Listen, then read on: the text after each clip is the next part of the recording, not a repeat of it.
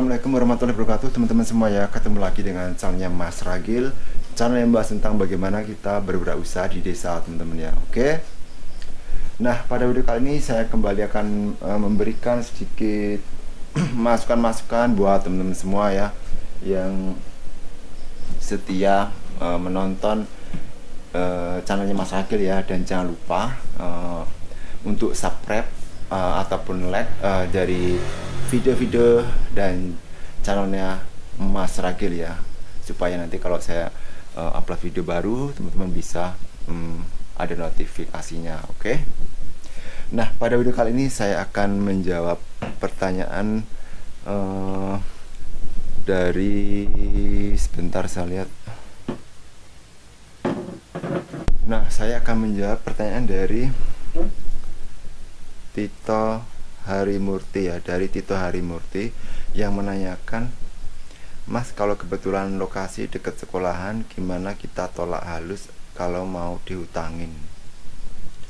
Nah, ini juga pertanyaan sangat bagus ya teman-teman ya, khususnya buat sesama pengusaha ATK ya, karena namanya juga toko ATK ataupun wirausaha itu nggak lepas dari adanya hutang menghutang teman-teman ya, ataupun pasti ada aja nanti yang ngebon ataupun utang. Oke. Jadi kalau mengenai masalah tadi, lokasinya dekat sekolahan dan bagaimana cara menolak hutang. Nah, ini yang berhutang ini maksudnya pihak sekolahnya atau perorangan ya teman-teman. Jadi kalau kita sebagai wirausaha TK itu memang ada beberapa jenis hutang ya. Yang pertama hutang perorangan, yang kedua adalah hutang dari kelompok seperti sekolah, organisasi maupun perkantoran ya, seperti kantor desa, kan, puskesmas ataupun di kecamatan dan sebagainya teman-teman ya. Oke. Jadi kalau hutang untuk perorangan itu sepertinya agak jarang ya. Mungkin ada tapi nggak banyak ya kalau perorangan. Nah, tapi kalau untuk yang kelompok seperti kantoran, sekolahan atau organisasi itu ya itu pasti ada ya teman-teman ya. Nah, mungkin kalau sejenis kayak sekolahan teman-teman ya, memang mereka berhutang itu membayarnya juga sebenarnya dia menunggu pencairan ya teman-teman ya, pencairan dari dana bos ya, misalnya per 3 bulan atau per 6 bulan kalau nggak salah ya, 3 bulan kalau salah. Jadi nanti ada dana bos yang cair dan itu dipakai untuk membayar pembelanjaan di sekolahnya ya, baik ke toko-toko lain seperti toko ATK salah satunya teman-teman ya. Oke. Namun ada juga dari sekolah itu yang menalangin dulu ataupun membayar langsung atau cash tanpa mengebon ya teman-teman ya. Mungkin mereka memakai uang dari saku pribadi ataupun dari uang kas di sekolahan tersebut teman-teman ya. Oke. Nah, jadi kalau untuk yang abon pihak dari sekolah, yaitu kita harus memaklumi ya teman-teman ya, karena mereka juga menunggu pencairan dari dana bos untuk melakukan pembelanjaan barang ATK atau keperluan ATK di sekolahnya teman-teman ya. Tapi ada juga yang membayar cash memakai uang pribadi dulu. Nah, itu kalau yang pengertian seperti itu ya gampang teman-teman ya. Tapi kalau pada umumnya ya seperti itu, kalau kita misalnya lagi memfotokopi soal-soal proyek sekolah ya, proyek soal-soal gitu ya, biasanya dia menunggu pencairan dari dana bos maupun dari patungan-patungan dari berbagai sekolah teman-teman ya. Oke. Jadi kalau menurut saya nggak usah ditolak teman-teman ya, yang berhutang itu tidak usah ditolak, karena itu merupakan ya rezeki buat kita, walaupun mungkin untuk pendapatannya nanti agak lama, butuh waktu, karena ya itu tadi harus menunggu pencairan dari dana bos. Tetapi kan itu cuma dari kantor teman-teman ya, jadi ya nominalnya ya paling enggak begitu berpengaruh besar terhadap isi dalam toko kita teman-teman ya. Yang penting adalah dari perorangan lainnya masih bisa berjalan teman-teman ya. Jadi bisa untuk menutupi barang-barang yang dihutangin dari pihak sekolah tersebut teman-teman ya.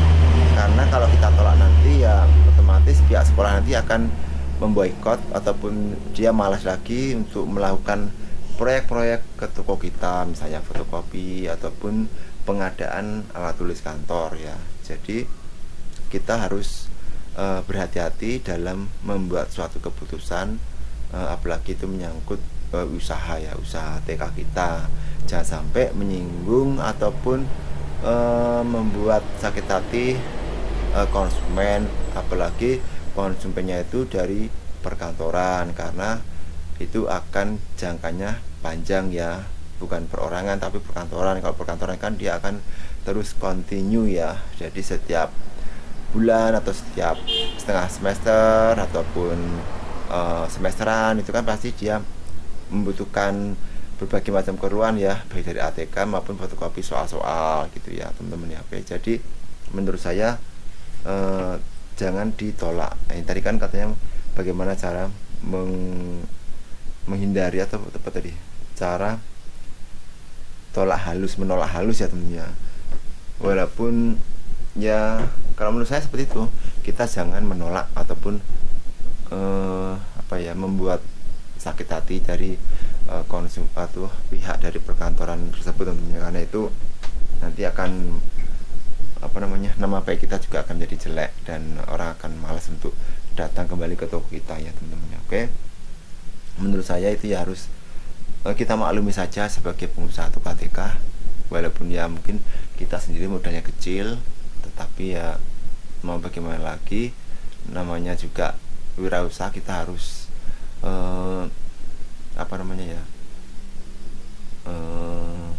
tahu resiko yang harus kita hadapi sebagai pengusaha TK modal kecil ya, seperti ini teman-teman ya.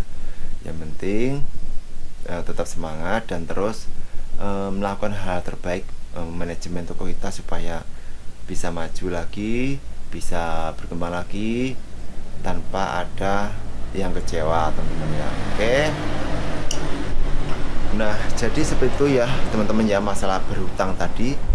Saya pikir itu jangan terlalu dimasukkan ke dalam pikiran kita ya, namanya berbisnis ya.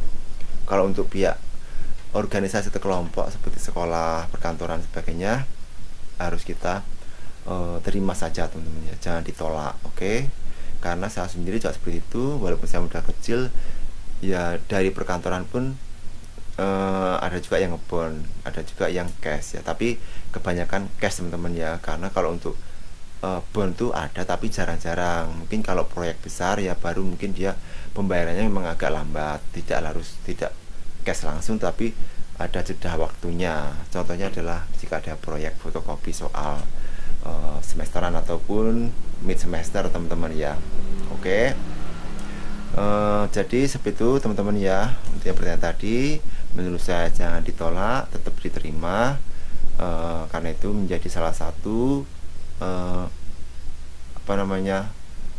hal yang harus kita terima sebagai pengusaha TK modal kecil ya. Semoga bisa bermanfaat dan jangan lupa untuk subscribe, like, dan share. Oke, salam wira usaha.